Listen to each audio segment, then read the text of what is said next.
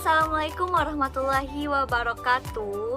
Halo teman-teman, perkenalkan kami dari kelompok 6. Di sini kami akan mencoba untuk menjelaskan salah satu materi pembelajaran kita, yaitu BPHTB dan BA Materai. Sebelumnya, saya akan memperkenalkan rekan-rekan dari kelompok 6, yaitu salah satunya saya sendiri, Estesianita, dan rekan-rekan saya, yaitu Rahmi Anisha, Delvia Yunika Purba, dan Yuni Putri. Baiklah, kita langsung masuk pada materi yang pertama, yaitu pengertian BPHTB. Apakah teman-teman tahu apa itu BPHTB? Sebelum kita menjelaskan apa itu BPHTB, kita sebaiknya harus tahu apa itu kepanjangan dari BPHTB. BPHTB adalah bea perolehan hak atas tanah dan bangunan. Ingat ya teman-teman, BPHTB, bea perolehan hak atas tanah dan bangunan. Menurut Undang-Undang Nomor 28 Tahun 2009, BPHTB adalah pajak yang dikenakan atas perolehan hak atas tanah dan bangunan. Sedangkan hak atas tanah dan bangunan adalah perbuatan atau peristiwa hukum yang mengakibatkan diperolehnya atau dimilikinya hak atas tanah dan bangunan oleh pribadi atau badan hukum. Nah, selanjutnya kita akan membahas tentang undang-undang perpajakan. Jadi sewaktu itu pemerintah melakukan perubahan terhadap undang-undang, salah satunya yaitu Undang-Undang Nomor 21 Tahun 1997 tentang bea perolehan hak atas tanah dan bangunan. Lalu dengan berkembangnya ekonomi dan masyarakat yang terus-menerus, maka pemerintah melakukan perubahan kembali dengan tujuan untuk memberikan keadilan dan meningkatkan pelayanan terhadap wajib pajak. Maka pada tahun 2000 itu pemerintah merubah Undang-Undang Nomor 21 Tahun 1997 menjadi Undang-Undang Nomor 21 Tahun 2000, itu salah satunya. Dan selanjutnya pada tahun 2007 sampai tahun 2009, pemerintah bersama DPR sepakat untuk melakukan perubahan undang-undang tentang perpajakan daerah dan distribusi daerah. Dan pada saat itu disahkan Undang-Undang Nomor 28 Tahun 2009 tentang distribusi daerah dan perpajakan daerah, yang menghapus atau mencabut Undang-Undang Nomor 18 Tahun 1997 yang ditetapkan pada bulan Januari tahun 2010. Baiklah, saya akan menjelaskan tentang subjek dan objek BPHTB. Apa teman-teman tahu siapa sih subjek BPHTB? Subjek BPHTB itu adalah orang atau orang pribadi atau badan yang mempunyai hak atas tanah dan bangunan. Sementara objek BPHTB merupakan sesuatu yang menjadi hak bagi si subjek tersebut. Berdasarkan Undang-Undang Nomor 28 Tahun 2009, pada pasal 85 ayat 2, itu ditentukan ada beberapa jenis perolehan tanah dan bangunan yang menjadi objek pajak. Di antaranya yang pertama yaitu bea perolehan hak atas tanah dan bangunan terjadi akibat pemindahan hak. Yang kedua, terjadi akibat pemberian hak baru. Selanjutnya adalah contoh subjek BPHTB. Sebelumnya saya telah menjelaskan subjek BPHTB yaitu orang pribadi atau badan yang memiliki hak atas tanah dan bangunan. Contohnya, jika kita peroleh BPHTB tersebut dari cara jual beli, maka kita si pembeli yang menjadi subjek BPHTB. Jika BPHTB kita peroleh dari cara hibah, maka kita si penerima hibah yang menjadi subjeknya. Jika kita terima dari cara tukar menukar, kita yang menerima tanah atau bangunan yang ditukar yang menjadi subjeknya. Akibat pemindahan hak, yang pertama yaitu pemasukan dalam perseroan atau badan hukum. Maksudnya adalah pengalihan hak atas tanah dan bangunan dari orang pribadi atau badan dalam perseroan atau badan hukum lainnya sebagai penyertaan modal. Yang kedua yaitu pemisahan yang mengakibatkan peralihan. Maksudnya adalah pemindahan sebagian hak bersama atas tanah dan bangunan oleh orang pribadi atau badan yang sesama memegang hak bersama. Yang ketiga yaitu penunjukan pembeli dalam lelang. Maksudnya adalah penetapan pemenang lelang oleh pejabat lelang sebagaimana yang tercantum dalam risalah lelang. Yang keempat yaitu pelaksanaan putusan hukum yang mengakibatkan kekuatan hukum tetap. Terjadi peralihan hak dari orang pribadi atau badan hukum sebagai salah satu pihak kepada pihak lain yang ditentukan dalam keputusan hakim tersebut.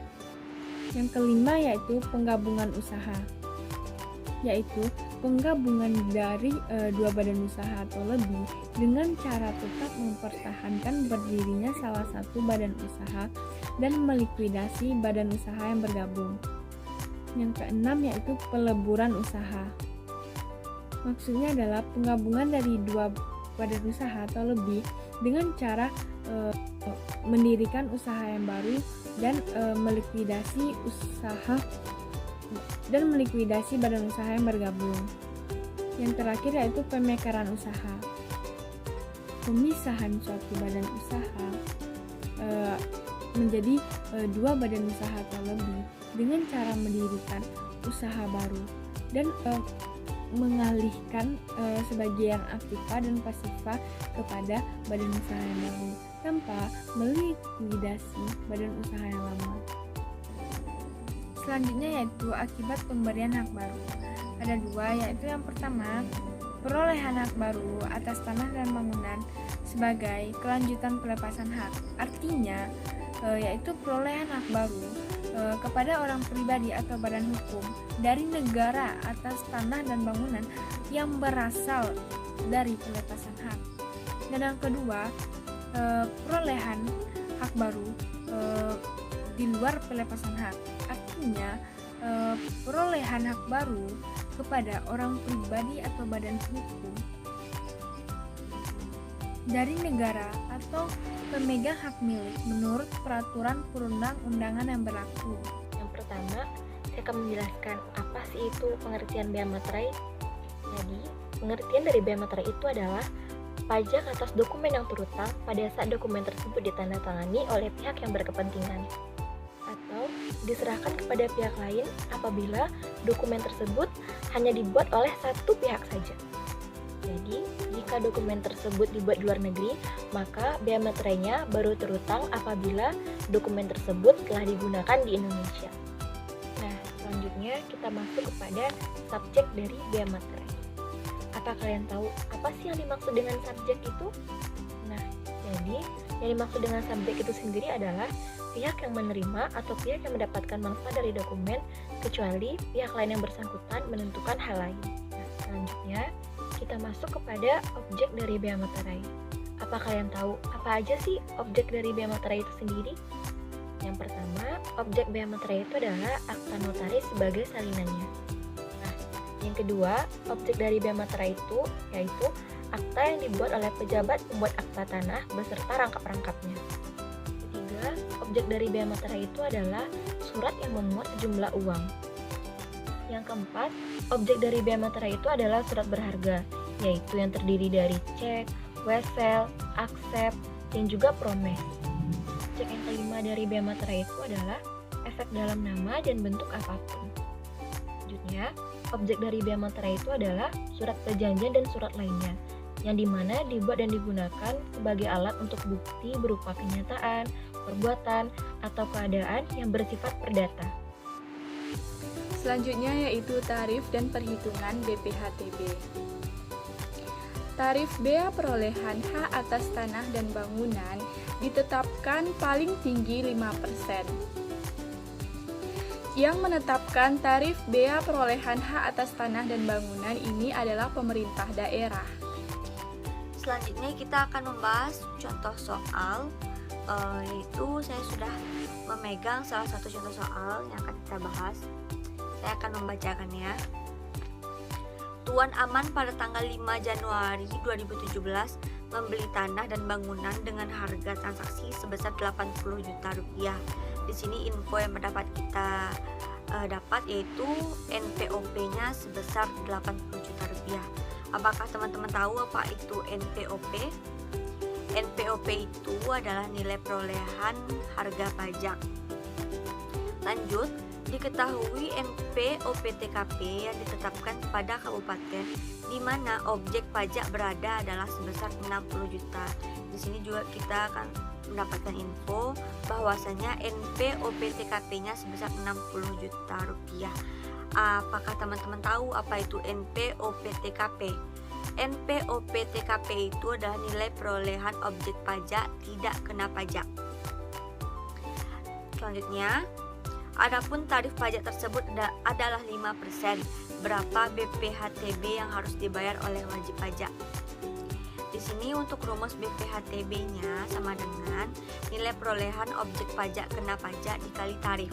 Untuk mendapatkan atau mencari nilai perolehan objek pajak kena pajak ini yaitu sama dengan NPOP dikurang NPOP-TKP baru dikalikan tarif. Kan kita sudah tahu NPOP-nya itu sebesar 80 juta rupiah, sedangkan NPOP-TKP-nya itu sebesar 60 juta rupiah. Berarti 80 juta rupiah dikurangkan 60 juta rupiah dikalikan sebesar 5%. Itu teman-teman. Dan kita akan mendapatkan hasilnya. Tuh. Hasilnya yang sudah tertulis pada PPT yang saya sajikan sekarang ini. Selanjutnya soal nomor 2. Tanggal 10 September 2018, Ibu Utara membeli sebidang tanah dari Tuan Badi yang berlokasi di Jakarta Selatan seharga 10 miliar dengan NJOP atas tanah tersebut sebesar 12 miliar 250 juta rupiah. Diketahui NPOP-TKP-nya sebesar 60 juta dan tarifnya sebesar 5%. Di sini kita diminta untuk menghitung BPHTB yang terhutang. Untuk menghitung BPHTB yang terhutang, itu tarif dikali dengan NJOP dikurang NPOP-TKP. 5% dikali dengan 12 miliar 250 juta rupiah dikurang 60 juta rupiah dapat sebesar 609.500.000 rupiah. Kemudian dia nanya kapan sih terhutang dan di mana terhutang.